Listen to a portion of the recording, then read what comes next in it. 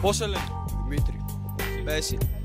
Μάνος. Λοιπόν, θα κάνουμε ένα διαγωνισμό. Ποιος θα κάνει πιο πολλές κάμψεις και όποιος κερδίσει θα πάρει μπλούζα Python. Πάρτε θέσεις.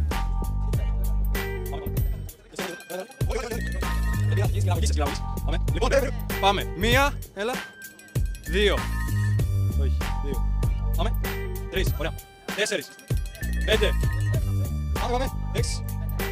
Επτά. Ωραία, πάμε. Το. Περίμενε, πάμε πάλι. Ωραία, πάμε. Όλοι μας. Ωραία, το βρήκατε, πάμε. Έλα. Ναι. Πόσες βγάλουν? Πάμε. Μετά. Πάμε. Δεν ξέρω, μετράει.